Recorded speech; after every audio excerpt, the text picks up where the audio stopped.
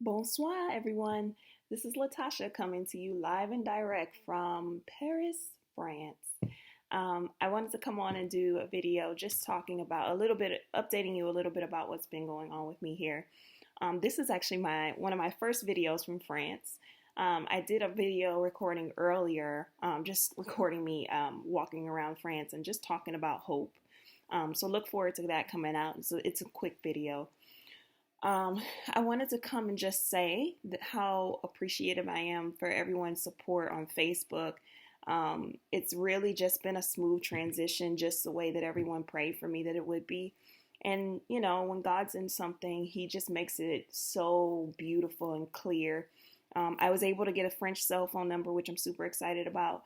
Um, and just as I'm here, just like walking around the city and feeling so much life and just feeling alive, like, oh my gosh, I just feel so alive here.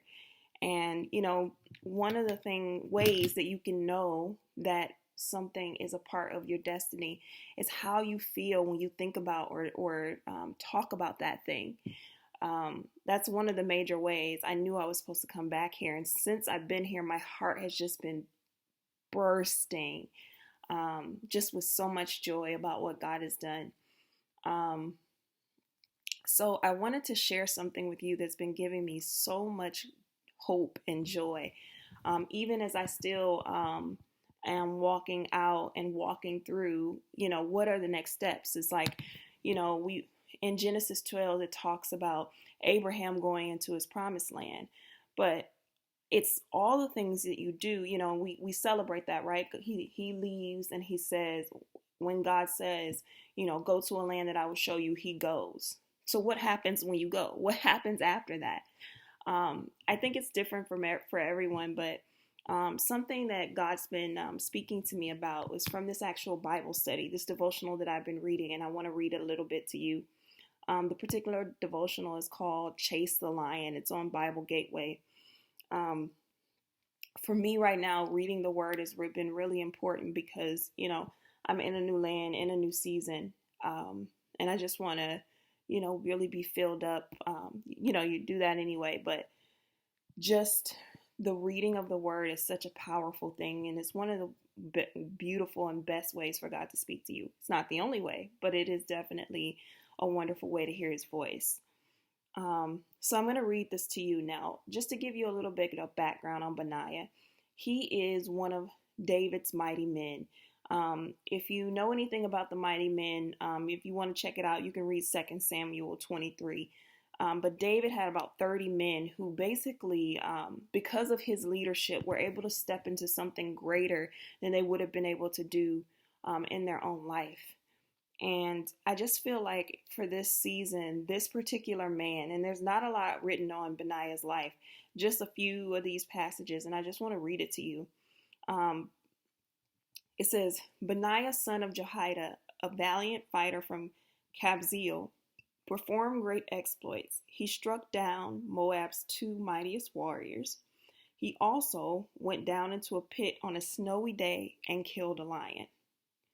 And he struck down a huge Egyptian. Although the Egyptian had a spear in his hand, Benaiah went against him with a club. He snatched the spear from the Egyptian's hand and killed him with his own spear. Such were the exploits of Benaiah, son of Jehoiada. He too was as famous as the three mighty warriors, the three main mighty warriors that they speak about as the three main guys who were David's mighty men. He was held in great honor, still talking about Benaiah here, than any of the 30, but he was not included among the three. And David put him in charge as his bodyguard. So I wanted to come along and just talk to you about what it means to do what to do what Benaiah did. Benaiah, son of Jehoiada, did, which is chase the lion. And I specifically want to focus on that part because, you know, it's one thing if a lion is coming after you, right? I ain't never seen a lion in person except for in the zoo. But I can imagine that they'd be pretty fierce if one of them was coming after you. So it's one thing for you to be being chased by a lion, and if you were to kill that lion, it would be in self-defense, defending your life, defending your territory, defending your children. It's another thing to do with what Benaiah did, was he went into a pit on a snowy day and killed a lion. And I think that what's powerful about that for me is one of the ways that the enemy is often represented is as a roaring lion seeking who he can devour. But Benaiah actually goes, not just defends himself from the enemy, but he actually goes into the enemy's camp, and he decides that he can't even have his own territory, that even the enemy's lair isn't safe from Benaiah. And I think that this is so powerful because last night I had this dream, and in this dream, someone was explaining to a man, saying, I don't care what you do to Latasha, you're not going to get her to compromise herself. You're not going to get her to go off her mark or take her off point. And the reason why I'm relating the two, both the dream and this passage, is simply this, at some point in our lives, we're going to just have to stop defending our own territory, but we're going to have to start taking ground. And you have to realize when you start to do that, the enemy's going to not be that happy with you. And he's going to send distractions, or he's going to send things to try to take you off your mark.